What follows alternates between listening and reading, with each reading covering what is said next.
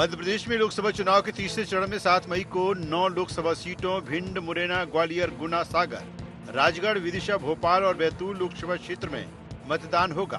मध्य प्रदेश में लोकसभा चुनाव का ये चरण पिछले 2 चरणों से विकट है, क्योंकि इसमें कई दिग्गजों की प्रतिष्ठा दांव पर लगी है। यही वजह है कि इस चरण में कांग्रेस और भाजपा दोनों ने पूरा जोर लगाया है।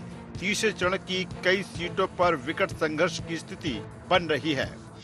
गुना की अगर हम बात करें तो केंद्रीय मंत्री ज्योतिरादित्य सिंधिया का मुकाबला राव यादवेंद्र सिंह से है। भाजपाई पृष्ठभूमि और जाति समीकरण के चलते यादवेंद्र सिंह सिंधिया को कड़ी चुनौती दे रहे हैं। भाजपा को गुना में पूरी ताकत लगानी पड़ रही है। अमित शाह, योगी आदित्यनाथ जैसे दिग्गज यहां आ चुके हैं। ज्योतिरादित्य सिंधिया का पूरा परिवार चुनाव प्रचार में जुटा है। बात करेंगे राजगढ़ की। राजगढ़ में पूर्व मुख्यमंत्री दिग्विजय सिंह भी कड़े मुकाबले में फंसे हैं। भाजपा दिग्विजय सिंह को उनके गढ़ में ही चित करने में कोई कोर कसर नहीं छोड़ रही है। भाजपा दिग्विजय सिंह को सनातन विरोधी बताकर वोटर्स को हिंदुत्व के नाम पर साध रही है। राजगढ़ में मुकाबला दिग्विजय सिंह बनाम राम का बताकर बीजेपी प्रचार कर रही है। बीजेपी के हिंदुत्व के एजेंडे की काट के लिए दिग्विजय मंदिर पहुंच रहे हैं। राजगढ़ में दिग्विजय सिंह का मुकाबला रोडमल नागर से है। नागर अपने नाम पर नहीं बल्कि पीएम मोदी के नाम पर वोट मांग रहे हैं। मुरैना लोकसभा में भी मुकाबला कांटे का है। मुरैना में भाजपा के शिवमंगल सिंह तोमर और कांग्रेस के नीतू सिकरवार के बीच मुकाबला है। मुरैना में विधानसभा अध्यक्ष नरेंद्र सिंह तोमर की प्रतिष्ठा दांव पर लगी है। मुरैना में बसपा ने भी रमेश चंद्र गर्ग को टिकट देकर मुकाबले को त्रिकोणीय बनाने की कोशिश की है। बात करेंगे ग्वालियर की। ग्वालियर सीट भाजपा का गढ़ मानी जाती है। ग्वालियर में भाजपा से भारत सिंह कुशवाहा और कांग्रेस के प्रीण पाठक के बीच मुकाबला है। ग्वालियर में भी कांग्रेस पूरा जोर लगा रही है। भिंड लोकसभा सीट में इस बार त्रिकोणीय मुकाबले के आसार हैं। भिंड में भाजपा से सांसद संध्या राय का मुकाबला कांग्रेस के विधायक फूल सिंह बरैया से है। कांग्रेस के बागी देवाशीष जरारिया बसपा से चुनाव मैदान में हैं। विदिशा तीसरे चरण में विदिशा सीट भी हाई प्रोफाइल है, लेकिन विदिशा में किसी मुकाबले की स्थिति नहीं दिख रही है। यहाँ कांग्रेस पूर्व सीएम शिवराज सिंह चौहान की जीत का अंतर कम करने की कोशिश में लगी है। बात करेंगे इंदौर की। इंदौर में भी एक तरफा चुनाव की स्थिति बन रही है। इंदौर में कांग्रेस प्रत्याशी ही भाजपा में शामिल हो गया है। इंदौर में भाजपा से सांसद शंकर लालवानी उम्मीदवार हैं। बैतूल भाजपा की सबसे सुरक्षित सीटों में से एक है। बैतूल में भी कोई कड़ा मुकाबला नहीं दिख रहा है। बैतूल में भाजपा से दुर्गा दास उइके और कांग्रेस से रामू टेकाम मैदान में हैं। सागर में भाजपा से लता वानखेड़े, कांग्रेस से चंद्रभूषण सिंह बुंदेला उर्फ गुड्डू राजा प्रत्याशी हैं। सागर में भाजपा जीत के प्रति आश्वस्त है तो कांग्रेस अपनी हार मानने को तैयार नहीं है। तीसरे चरण को लेकर भाजपा और कांग्रेस के अपने अपने दावे हैं। कांग्रेस ये मानने को तैयार नहीं है कि उसके सामने तीसरे चरण में कोई विकट स्थिति है और दिग्विजय सिंह कड़े मुकाबले में फंसे हैं। वहीं भाजपा भी ये नहीं मान रही कि गुना और मुरैना जैसी सीटों पर वो कड़े मुकाबले में फंसी है। भाजपा इन 9 सीटों पर भी क्लीन स्वीप का दावा कर रही है। चुनाव तो सभी चरणों में अच्छी ढंग से लड़ा गया है और मैं समझता हूं कि कोई चुनौती वाली बात नहीं है। हमारे प्रत्याशियों ने जिस तरह से मेहनत करी है अपने क्षेत्र में, जनता का जो समर्थन उनको मिल रहा है, उससे हम लोग आश्वस्त हैं कि तीसरे चरण की लगभग सभी सीटें हम लोग जीतने जा रहे हैं। क्योंकि हमारे वरिष्ठ नेताओं के भी दौरे हुए हैं तीसरे चरण में। प्रियंका गांधी जी की मुरैना में बैठक हुई, राहुल गांधी जी भी आए भिंड में। तो मैं समझता हूँ कि जितना आम जनता उस सभाओं में आई है और जो टर्न डाउन पब्लिक का हमारे कैंडिडेट्स को मिल रहा है, समर्थन मिल रहा है, उससे हम लोग आश्वस्त हैं कि इन सीटों पे हम लोग विधानसभा के रिजल्ट से भी अगर हम कंपैरिजन करते हैं तो विधानसभा चुनाव में भी हम लोग कुछ सीटों पे यहाँ पर आगे थे। भारतीय जनता पार्टी के लिए काम करना चुनौती है। भारतीय जनता पार्टी के लिए विश्व की आर्थिक शक्ति भारत को बनाना एक चुनौती के रूप में ली जाती है। कांग्रेस कोई चुनौती नहीं है हमारे लिए, तो काम और जनता की आकांक्षाओं की प्रतिपूर्ति ये चुनौती है और हम इसको पूरा कर रहे हैं। तीसरा चरण भी कोई चुनौती नहीं, चौथा भी नहीं। हम पूरी 29 सीटें जनता के आशीर्वाद से जीतने जा रहे हैं। मोदी जी की गारंटी है और मोदी जी की गारंटी पर लोगों का एतबार है। हम पिछली बार जितना हमको अंतर से जीते हैं उससे ज्यादा अंतर से जीतना और ज्यादा मतदाताओं का आशीर्वाद प्राप्त करना ये चुनौती है और हम इसे पूरा करेंगे। तीसरे चरण के नतीजे बहुत हद तक प्रदेश की सियासत तय करेंगे। इनमें भाजपा से शिवराज सिंह चौहान और ज्योतिरादित्य सिंधिया की भाजपा सरकार बनने पर केंद्र में अहम भूमिका तय है। दिग्विजय सिंह की हार और जीत बहुत हद तक उनका राजनीतिक भविष्य निर्धारित करेगी। शायद यही वजह है कि सिंधिया हो या दिग्विजय, दोनों इस चुनाव में पूरा जोर लगा रहे हैं। वहीं कोई कड़ी चुनौती न होने के बाद भी शिवराज सिंह चौहान चुनाव में कोई कोर कसर बाकी नहीं रख रहे हैं। Bureau report, IND 24।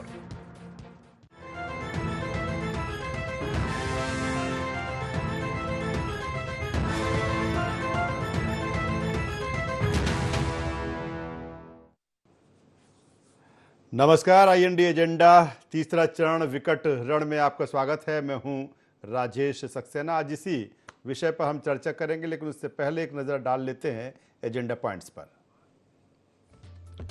कितना विकट है लोकसभा चुनाव का तीसरा चरण? क्या तीसरे चरण में गढ़ में घिर रहे राजा महाराजा? क्लीन स्वीप के प्लान में कामयाब हो पाएगी भारतीय जनता पार्टी? भारतीय जनता पार्टी के अश्वमेघ का घोड़ा रोक पाएगी कांग्रेस? दो अहम एजेंडा पॉइंट्स हैं जिसके इर्द गिर्द आज की हमारी चर्चा होगी, डिबेट होगी। और 2 चरण मध्य प्रदेश पे पूरे हो चुके हैं, यानी कि 12 सीटों पर वोट डाले जा चुके हैं। अब 2 चरण और बाकी है। और तीसरे चरण की हम बात करें तो सबसे महत्वपूर्ण तीसरा चरण माना जा रहा है, जहां पर 9 लोकसभा सीटों पर 7 मई को वोट डाले जाएंगे और तमाम दिग्गजों की जो साख है वो दांव पर है। और वैसे भारतीय जनता पार्टी जिस तरह से क्लीन स्वीप की बात कर रही है, 29 में से 29, कांग्रेस भी कह रही है कि हम 10 से 12 सीट जीतेंगे। लेकिन इन 9 सीटों को देखा जाए और इन 9 सीटों में कुछ ऐसी सीटें हैं जिनको लगता है कि वाकई यहाँ का जो मुकाबला है कुछ दिलचस्प है, कुछ रोचक है और हम उसको कड़ा भी मान सकते हैं। खासतौर पर अगर हम राजगढ़ सीट की बात कर लें या फिर हम मुरैना लोकसभा सीट की बात करें, कहीं ना कहीं ग्वालियर को भी उसमें जोड़ा जा रहा है। अगर इन 9 सीटों में सबसे ज़्यादा अगर किसी सीट पर नज़र है सभी की तो वो है राजगढ़ सीट, क्योंकि वहाँ पर कांग्रेस के दिग्गज पूर्व CM दिग्विजय सिंह मैदान में है। हालांकि जब वो भोपाल से लड़े थे तो एक बड़े अंतर से हारे थे, लेकिन राजगढ़ उनका गृह नगर है, गृह क्षेत्र है। ऐसे में यही कारण है कि ये कहा जा रहा है कि यहाँ पर मुकाबला जो है वो काफ़ी कड़ा है। रोडमल नागर की हम बात करें, 2 बार के वहाँ से सांसद हैं और कहीं ना कहीं एक एंटी इनकम्बेंसी का फैक्टर भी उनको लेकर है। लेकिन अगर जब दिग्विजय सिंह का नाम आता है तो ये माना जा रहा है कि लड़ाई दिग्विजय सिंह और रोडमल नागर की नहीं है, लड़ाई दिग्विजय सिंह और भारतीय जनता पार्टी की है, लड़ाई दिग्विजय सिंह और संघ की है। और इसीलिए सबसे अगर इन 9 सीटों में किसी सीट की सबसे ज़्यादा चर्चा है तो वो राजगढ़ सीट है। आज इन तमाम सीटों पर हम चर्चा करेंगे, बातचीत करेंगे। चर्चा शुरू करें उससे पहले अपने खास मेहमानों से आपका परिचय करा देते हैं, फिर इस चर्चा को हम आगे बढ़ाएंगे। 3 खास मेहमान हमारे साथ इस चर्चा में जुड़ रहे हैं। हमारे साथ में है वरिष्ठ पत्रकार योगी राज योगेश जी, स्वागत करूंगा सर आपका। हमारे साथ में है पवन पटेल जी, महासचिव मध्य प्रदेश कांग्रेस। पवन जी, मैं आपका स्वागत करता हूँ। और स्टूडियो में हमारे साथ मौजूद है सचिन वर्मा जी, media panelist, Bharatiya Janata party Madhya Pradesh. Sachin ji, मैं आपका भी स्वागत करता हूँ। पवन जी, सीधे तौर पर आपके पास में आता हूं। और चूंकि इन भारतीय जनता पार्टी शुरू से क्लीन स्वीप की बात करती आई है, अब 12 सीटें हो चुकी है। जिस तीसरे चरण की हम बात कर रहे हैं, जिस रण की हम बात कर रहे हैं, उसमें 9 लोकसभा की सीटें हैं। हालांकि इनमें कुछ ऐसी सीटें हैं जिसमें लगता है कि नहीं, कांग्रेस एक बेहतर तरीके से चुनाव लड़ती हुई यहां नजर आ रही है। शुरुआत करेंगे राजगढ़ सीट से, क्योंकि जिस तरह से दिग्विजय सिंह जिस कद के नेता हैं, जिस स्टाइल के नेता हैं, जिस कलेवर के वो नेता हैं, अब उन्होंने बहुत कुछ चीज़ें अपनी बदली हैं चुनाव लड़ते वक्त। वो सीधे तौर पर हिंदुत्व को लेकर जो लगातार उनके सवाल होते थे अब नहीं हैं। और वो ये कहते हैं कि हम अपनी शुरुआत, अगर भारतीय जनता पार्टी उनको हिंदुत्व के एजेंडे पर घेर रही तो वो सीधे कहते हैं कि सुबह हम अपने जनसंपर्क की शुरुआत सुबह मंदिर जाकर करते हैं। वो संघ पर कोई निशाना नहीं साध रहे, वो सीधे PM नरेंद्र मोदी पे कोई नहीं निशाना साध रहे। क्या दिग्विजय सिंह को ये लगता है कि नहीं, वाकई ये चुनाव उनके लिए काफी अहम है, क्योंकि आगे का जो भविष्य और राजनीति यहीं से उनकी तय होगी? पवन पटेल जी। देखिए, तो सबसे पहले मैं ये क्लियर कर देना चाह रहा हूँ, जैसे जैसे चुनाव के चरण खत्म होते जा रहे हैं वैसे वैसे भारतीय जनता पार्टी को अपनी हार का एहसास होता जा रहा है। उसके अकॉर्डिंग ही एक्ट करते जा रहे हैं। और दिग्विजय सिंह जी की जहां बात है, तो दिग्विजय सिंह जी तो हमेशा चैलेंज को स्वीकार करने वाला व्यक्तित्व रहा है। ये सनातन विरोधी बोलते हैं, उसने अपने आप को एग्जाम्पल पेश कर दिया उन्होंने, कि सनातन विरोधी ने उन्होंने इतनी बड़ी लाइन खींच दी कि उस लाइन को कोई पार नहीं कर सकता है। उस लाइन से बड़ी कोई लाइन अगर इनमें दम है तो खींच दे, कर दे इतनी लंबी नर्मदा परिक्रमा। उनके महल में जितने मंदिर, आज की बात नहीं, हमेशा से मंदिर रहे, अभी चुनाव के लिए उन्होंने मंदिरों का निर्माण नहीं कराया, हमेशा से मंदिर आते रहे, हमेशा से पूजा करते आए, हमेशा से आस्था करते आए। वो अपने ऊपर एग्जाम्पल उदाहरण पेश कर चुके हैं, जो जनता ने देखा है। दिग्विजय सिंह ने जो कहा है वो हमेशा किया है। और वहां रोडमल नागर की बात कर रहे हो, रोडमल नागर अपने नाम पर वोट नहीं मांग पा रहे हैं। मैं अभी 2 3 4 3 दिन करीब वहां पे रह के आया, मैंने देखा वो अपने नाम पे वोट नहीं मांग रहे हैं। एक तरफ दिग्विजय सिंह जी अपनी उपलब्धियां गिना रहे हैं कि हमने ये किया, जब मैं हारा था तब भी मैंने ये काम किया, और रोडमल नागर अपने नाम पे नहीं बोल रहे हमें मत वोट दो, सिर्फ मोदी जी को वोट दो। उन्होंने रत्ती भर काम नहीं कराया। जिस जिस एरिया में, ब्यावरा के आसपास के एरिया में जहां पे था मैं, तो वहां स्थित अच्छी तरह से स्पष्ट है कि दिग्विजय सिंह जी भारी बहुमत से जीतेंगे। और ये कुछ भी बोलते रहे। आज ये भारतीय जनता पार्टी आम चुनाव है, ये दिल्ली से निर्धारित होता है, मोदी जी के नाम पे चुनाव लड़ रहे हैं। तो एक कारण बता दें कि अगर इनको इतनी जीत पे आश्वस्त थे तो इंदौर जैसी घटना क्यों घटी? इंदौर में इस तरह की घटना घटाने के बाद उससे दिखाई देता है कि स्वयं ही अपनी हार मान लिए और दूसरे रास्ते को अपना रहे हैं, अनैतिक रास्ते को अपना रहे हैं। आप सोचने वाली बात है कि कोई जो कांग्रेस का उम्मीदवार है, 17 साल पुराने केस में धारा लग जाती है 4 दिन पहले। ये जो जिस टाइप का, सूरत में क्या हो गया, तो खजुराहो में क्या हो गया, अरुणाचल प्रदेश में 10 10 लोग निर्विरोध निर्वाचित हो गए। तो भारतीय जनता पार्टी को पता चल गया कि हमारी सरकार नहीं बन रही, हमारा 400 पार का जो मैंने नारे किए तो वो भी एक ढकोसला साबित हो रहा। तो ये प्लान बी पे काम कर रहे हैं और इस तरह के हथकंडे अपना रहे हैं। एक कारण बता दें, मोदी जी का भाषण सुनिए आप, राहुल गांधी राहुल गांधी राहुल गांधी राहुल गांधी, इसके अलावा कुछ उनके पास बात ही नहीं है। ये क्यों जीतेंगे? प्रज्वल रेवन्ना का प्रचार करने जाते इसलिए जीतेंगे। एक भाइयों बहनों तुम्हारे पास 2 भैंस है तो एक भैंस को कांग्रेस बेच देगी। क्या स्तर हो चुका है हमारे देश के प्रधानमंत्री, इतने वैश्विक प्रधानमंत्री, इंटरनेशनली प्रधानमंत्री, किस तरह की बातें कर रहे हैं आजकल। उनका प्रचार सुनिए आप, तो उनके भाषण सुनिए तो आप, उनके भाषण से स्पष्ट पूरी हताशा अपने आप समझ में आ रही है कि उनके 400 पार कहीं नहीं होने वाला है। चलिए पवन जी, इसलिए मैं जवाब ले लेता हूं का सचिन वर्मा जी गुना- से। जी जी, मैं आता हूं, दोबारा आपके पास में आऊंगा। सचिन जी के पास में आ जाता हूं। सचिन जी, राजगढ़ में जिस तरह की जो चीजें हैं, अगर आपने रोडमल नागर को वहां से उम्मीदवार बनाया है, 2 बार के वो सांसद है, तीसरी बार मैदान में है, लेकिन सबसे बड़ी बात यही है कि रोडमल नागर खुद कह रहे हैं कि आप मुझे वोट मत दीजिए, आप तो मोदी जी को वोट दीजिए। क्या कहीं ना कहीं भारतीय जनता पार्टी के लिए राजगढ़ सीट मानते हैं कि नहीं, यहाँ कड़ा मुकाबला है, एक फंस गई है सीट रोडमल नागर को लेकर, चूंकि देवगत सिंह वहां मैदान पर आ गए?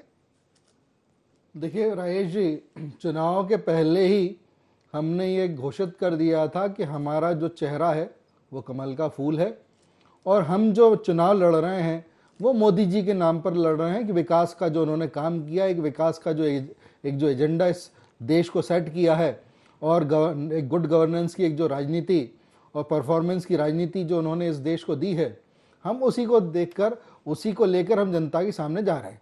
और जनता में जो है हमारे नेतृत्व का विश्वास जो है स्थापित हुआ है, और जो कार्यकर्ताओं की मेहनत है उसी के आधार पर हम जो है ये दावे करते हैं कि हम 29 की 29 सीटें जीतने जा रहे हैं।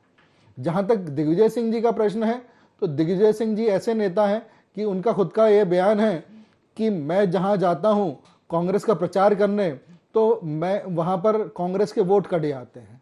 वो अपने आप को खुद ये उन्होंने ये एडमिट किया है, ये उनका कन्फेशन है कि मैं जहां जाता हूं वहां कांग्रेस के वोट कट जाते हैं। इसीलिए तो उन्होंने अपना प्रचार का तरीका बदल दिया है। बिल्कुल सचिन जी, तो देखिए, आज कांग्रेस के जब दिग्विजय सिंह जी का जब स्टेटमेंट आता है तो पूरा देश के लोग जो है हतप्रद हो जाते हैं। वो इस तरह के स्टेटमेंट देने के लिए वो जाने जाते हैं कि वो जब भी कोई अल्पसंख्यकों का कोई मुद्दा होता है तो वो बढ़ चढ़कर उसमें जो है हिंदू हितों के विरुद्ध जो है बात करते हैं, चाहे वो सनातन धर्म की बात हो, चाहे वो रामलला की बात हो। ये वही दिग्विजय सिंह हैं जिन्होंने जब राम मंदिर की का भूमि पूजन हो रहा था तो ये जो है काले कपड़े पहन के इन्होंने जो विरोध दर्ज कराया था।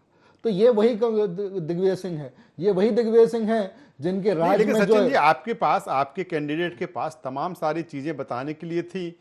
आप कह रहे हैं बिल्कुल ठीक है, आप कह रहे हैं कि हम विकास के एजेंडे पर भारतीय जनता पार्टी काम करती है, लेकिन अगर आप 2 बार के सांसद थे तो रोडमल नागर जी के पास तमाम सारी चीजें वहां पर बताने थी उस लोकसभा क्षेत्र में कि नहीं हमने ये काम किया है। लेकिन कहीं ना कहीं उनको वो भी कहीं ना कहीं बैकफुट पे दिख रहा है, वो सीधे कह रहे हैं कि हमें नहीं, आप तो मोदी जी के नाम पर, उनके चेहरे पर वोट दीजिए। राजेश जी देखिए, पूरे हमारे फैक्ट्स एंड फिगर सामने हैं कि 25 करोड़ लोग जो हैं गरीबी रेखा से बाहर आए हैं, 4 करोड़ जो हैं प्रधानमंत्री आवास के जो घर बने हैं, 11 करोड़ जो हैं टॉयलेट्स बने हैं, हम जो है विश्व में नंबर 2 पर जो है मोबाइल मैन्युफैक्चरिंग इंडस्ट्री के रूप में स्थापित हुए हैं, नंबर 3 पर हमारी जो है ऑटोमोबाइल इंडस्ट्री है विश्व में, चौथे नंबर पे हमारा स्टॉक एक्सचेंज है, हम 5वीं अर्थव्यवस्था बने हैं। तो इस तरह की जो हम जो बातें कर रहे हैं वो सारी बातें जो हैं फैक्ट्स एंड फिगर्स में क्लियर हैं। ये राष्ट्रीय स्तर का चुनाव है, इसमें राष्ट्रीय मुद्दे जो हैं, तो एक हम उसी की बात तो कर रहे हैं, हम उसी के फैक्ट्स एंड फिगर्स बता रहे हैं। आपके समय में जब रोडें जो हैं 15,000 किलोमीटर की रोडें थी, आज 5 लाख किलोमीटर से ज़्यादा की रोडें मध्य प्रदेश में बन चुकी हैं। आज 2003 में जब कांग्रेस का शासन था 3% थी कृषि विकास दर, आज 19% की कृषि विकास दर है। उस समय जो दिग्विजय सिंह के समय 23,000 करोड़ का जो है मध्य प्रदेश का बजट था, आज 4 लाख करोड़ का मध्य प्रदेश का बजट है। तो हम फैक्ट्स एंड फिगर्स की बात कर रहे हैं। आप पवन पटेल जी बता दें कि दिग्विजय सिंह जी ने कौन से 5 काम किए हैं मुख्यमंत्री योगी राज जी 10 के साल पास में आता हूं। योगी राज जी, तीसरे चरण की 9 सीटें हैं। इस अगर पहले पायदान पर जिसकी हम चर्चा कर रहे हैं राजगढ़ को रख सकते हैं, क्योंकि कहीं ना कहीं अब भारतीय जनता पार्टी भी ये मान के चल रही है, संघ भी ये मानकर चल रहा है कि पूरा फोकस संघ का भी अब राजगढ़ है। उसका कारण क्या है योगी राज जी? कहीं ना कहीं लगता है संघ को भी और भारतीय जनता पार्टी की, चूंकि मुकाबला वहां पर दिग्विजय सिंह से है और दिग्विजय सिंह तमाम सारे सवाल भारतीय जनता पार्टी और संघ पर सनातन को लेकर उठाते रहे। हालांकि वो जिस हिंदुत्व की बात की जाए या हार्ड हिंदुत्व की बात की जाए उनके सवाल थे, लेकिन अब इस पर चर्चा नहीं है। वो भी कह रहे हैं कि अगर कोई सही सनातनी है तो वो दिग्विजय सिंह है, हम सुबह की शुरुआत मंदिर जाके करते हैं। क्या कहेंगे योगी राज जी? देखिए, हिंदू धर्म में तो सभी आदमी सुबह की शुरुआत भगवान के नाम से ही करते हैं, और राजगढ़ की जो तासीर है वो थोड़ी सी अलग है। और राजगढ़ ज़िला उन ज़िलों में शुमार है जो संघ के लोगों की पृष्ठभूमि रहा है, कर्मभूमि रहा है, और वहाँ से बड़े बड़े नेता संघ के आए। प्यारेलाल खंडेलवाल वहीं से आते थे, सुरेश सोनी वहीं से आते थे, रघुनंदन शर्मा वहीं से आते थे। संघ की जड़ें राजगढ़ में बहुत गहरी हैं, और इसीलिए आप देख लीजिए कि वहाँ रोडमल नागर बहुत कमज़ोर प्रत्याशी हैं, और लोग उन पर यह भी आरोप लगाते हैं कि वो अकर्मण्य हैं, वो उपलब्ध भी नहीं रहते, बावजूद इसके उनको तीसरी बार टिकट दिया। और जहाँ तक डेवलपमेंट की बात है, राजगढ़ में बड़ी इंटरेस्टिंग स्थिति है। जनता के सामने दोनों ऐसे उम्मीदवार हैं जो काम के नाम काम करते ही नहीं, दोनों ने काम नहीं किया। जब दिग्विजय सिंह जी चीफ मिनिस्टर, दिग्विजय सिंह तो उस इलाके की 50 साल से राजनीति कर रहे हैं, या तो ये या इनके परिवार का कोई ना कोई वहाँ मेंबर रहा है। दिग्विजय सिंह रहे, लक्ष्मण सिंह रहे, जयवर्धन सिंह जी रहे, ये उसी इलाके की इन्होंने राजनीति की। लेकिन वह काम बताने के लायक इनके पास चुनिंदा काम है, लेकिन वो भी राजगढ़ जिले के नहीं है। राजगढ़ जिले का आम मतदाता अपने आप को ये उपेक्षित महसूस करता है, और ये सवाल करता है कि दिग्विजय सिंह जी राजगढ़ लोकसभा क्षेत्र के प्रतिनिधि रहे, इनके भाई वहाँ से सांसद रहे, लेकिन उन्होंने विकास कराया थोड़ा रावगढ़ के आसपास, मतलब गुना जिले में। राजगढ़ को हमेशा अछूता छोड़ा। ये राजगढ़ जिले के लोगों की शिकायत पिछले 50 सालों से है। राजगढ़ में बताने लायक कांग्रेस के पास कुछ भी नहीं, वो केवल यही कहते हैं कि हमने रावगढ़ में ये काम किया। अच्छा, दूसरी एक और महत्वपूर्ण बात है कि राजगढ़ जिले के 2 विधानसभा ऐसी हैं जो हमेशा दिग्विजय सिंह को लीड करती हैं। उनमें एक राघोगढ़ है और दूसरी चांचौड़ा है, जहाँ से सर्वाधिक लीड उनको मिलती है, और राजगढ़ जिले की ये डिसाइडिंग फैक्टर है दोनों। लेकिन पिछले विधानसभा चुनाव में यदि आप देखेंगे तो रावगढ़ में क्या स्थिति रही, 4000 से जीत पाए जयवर्धन सिंह, और चांचौड़ा में तो कांग्रेस की ऐतिहासिक हार हुई है। और वो ऐसी ऐतिहासिक हार हुई कि दिग्विजय सिंह, लक्ष्मण सिंह कभी उस चांचौड़ा से इतने वोटों से कभी नहीं जीत पाए जितने वोटों से लक्ष्मण सिंह हारे वहाँ से। 61,000 वोटों से वहाँ से हारे। तो चांचौड़ा का जो इनकी पॉकेट माना जाता था वो थोड़ा सा छिटका है। वहाँ के मीणा मतदाता भी थोड़े जुदा हुए हैं कांग्रेस से। तो चैलेंजेस बहुत ज़बरदस्त हैं, मतलब कांग्रेस के लिए बहुत आसान नहीं है, बावजूद इसके कि बीजेपी का प्रत्याशी वह कमज़ोर है। चलिए, तो थोड़ी सी स्थिति, और इन सब में ये बात आपने ज़रूर सही कहा कि सारे जितने जगह जो तीसरे चरण में जहाँ भी फाइट है वहाँ राजगढ़ सबसे ज़्यादा इंटरेस्टिंग है। चलिए, बेहतर बात योगीराज जी कर रहे हैं। मैं एक बार फिर पवन जी के पास में आ जाता हूं। पवन जी, चूंकि जो तीसरा चरण है 9 सीटें वहां पर है, राजगढ़, चूंकि राजगढ़ पर ज्यादा चर्चा है इन 9 सीटों में, इसीलिए मैं उस पर फोकस मैंने किया। मेरा सीधा सा सवाल है कि क्या लगता है कांग्रेस को इन 9 सीटों में, हालांकि आपसे जब बात होती है भारतीय जनता पार्टी कहती है कि 29 में से 29, तो फिर आप कहते हैं, अब आपसे पूछते कितने, तो शुरुआत से ही 10 जीत रहे हैं, 12 जीत रहे हैं। इन 9 सीटों की बात की जाए और भारतीय जनता पार्टी का जो अश्वमेघ है, क्योंकि 9 में से 9 उनके पास में है, 2019 में जिस तरह से रिजल्ट आएंगे, इस अश्वमेघ के घोड़े को किस तरह से कांग्रेस रोक पाएगी, और लगता है कौन सी ऐसी सीटें हैं जिस पर आपको लगता है कि नहीं, हम बेहतर परफॉर्म करने जा रहे हैं? नहीं, देखिए, बेहतर परफॉर्म तो हम हर सीट में कर रहे हैं, लेकिन इनके पास पुलिस प्रशासन का जिस टाइप से दुरुपयोग कर रहे हैं, तो बेहतर हमारे करने के बाद भी वहां पे थोड़ा सा स्थितियां 19-20 हो जाती हैं। बेहतर परफॉर्मेंस हर चीज में इसलिए कर रहे हैं कि आम जनता अब सोचने समझने के लिए मजबूर हो चुकी है, किसी चीज की अति होती है। आज ये मोदी गारंटी की बात करते हैं, 2014 में जो गारंटी दी थी उन गारंटियों को कोई भी भारतीय जनता पार्टी का नेता जिक्र नहीं करता। ये बड़े बड़े आम जनता गरीबों का किस तरह मजाक उड़ाते हैं, आपने अभी कुछ दिन पहले देखा होगा, बड़े बड़े होर्डिंग लगे हैं, 80 करोड़ लोगों को हम मुफ्त में भोजन देते हैं और देते रहेंगे, मतलब उनकी जीवन स्थिति को हम सुधारेंगे नहीं, 80 करोड़ का मुफ्त में भोजन देते रहे। इनका इंटेंशन ये है, जो इनका एक रहता है, गोवलकर की फिलॉसफी है कि आप गरीब को गरीब रहने दो, 2-4 लोगों में पूरी सत्ता केंद्रित कर दो, पूरा धन केंद्रित, उस हिसाब से काम कर रहे हैं। इनको बोलना चाहिए हम अभी 80 करोड़ को दे रहे हैं, अब अगली बार 40 करोड़ को देंगे, लेकिन उनका जीवन स्तर सुधारने की कोई बात नहीं करती। हमारे प्रदेश के माननीय मुख्यमंत्री जी अभी कुछ दिन पहले भाषण देते हुए वो क्या कहते हैं, जो गरीबों को देते हैं फोकट में जो अनाज देते हैं। तो इस तरह का मजाक नहीं उड़ाना चाहिए। शिवराज सिंह चौहान जी की अभी सभा में देखा कि सुरेंद्र पटवा जी उसको पुलिस वाले को धमका रहे हैं कि ऐसी जगह फिकवाऊंगा कि तुम्हारा आता पता नहीं चलेगा। तो जिस अभी ज्योतिरादित्य सिंधिया जी की बात कह रहे हैं, उनकी धर्मपत्नी जी अभी बोलती है काम करना हमारी जिम्मेवारी नहीं है। इस टाइप की चीजें सामने आ रही है, इनकी लेकिन पवन जी, आप कह रहे हैं कि जनता सोचने समझने के लिए मजबूर हो गई है, तो सोचने समझने के लिए मजबूर तो आपके नेता और कार्यकर्ता भी हो गए, वो वही सोच समझकर वो आपको छोड़कर भारतीय जनता पार्टी में जा रहे हैं। नहीं लगता कि ये चैलेंज ज्यादा भारी है आपके ऊपर? लगता है, हमको लगता है, पूरे प्रदेश की जनता को लगता है, पूरे देश की जनता को लगता है कि इनके कर्नाटक के बीजेपी सांसद आनंद हेगड़े बोलते हैं कि संविधान को खत्म कर देना चाहिए, तो पूरी जनता को लगता है कि कैसे भारतीय जनता पार्टी को वोट दे दे। जब ये झूठ बोलते हैं, गारंटी की बात करते हैं, तो लगता है, हमें भी लगता है, हमारा अक्षय बम वहां हमारा प्रत्याशी था, और जब उसके ऊपर 2 दिन पहले कोई धारा अटैच कर दी जाती है, उसको जबरदस्ती भारतीय जनता में शामिल कराया जाता है, तो हमको लगता है, इस देश की जनता को भी लगता है। सूरत जैसा जब कांड होता है तो हमको भी लगता है, इस देश की जनता को लगता है। खजुराहो जैसा कांड होता है तो इस देश की जनता को लगता है। जिस तरह का झूठ और फरेब बोलते हैं, हम कहते हैं पहले की गारंटी बात करिए। आज कोई भी भारतीय जनता पार्टी का नेता पहले की बात नहीं करता। गारंटी, आज कांग्रेस का रोना क्यों रो रहे हो आप? आपको अपनी, चलिए, चूंकि वक्त की कमी है, छोटे कमेंट लूंगा मैं उन्हीं पे काम करें। मैं सचिन जी से जवाब ले लेता हूं, जो बात आप कर रहे हैं। सचिन जी जवाब दे दीजिए, फिर मैं योगीराज जी के पास में आऊंगा। जी देखिए, अब पवन जी तो क्या है कि इर्रेलेवेंट बातें कर रहे हैं। जो अक्षय बम है उनके ऊपर जो धारा जोड़ी गई, वो न्यायालय द्वारा आदेश करके, जो एक न्यायालयीन आदेश होता है उसके द्वारा वो धारा जोड़ी गई।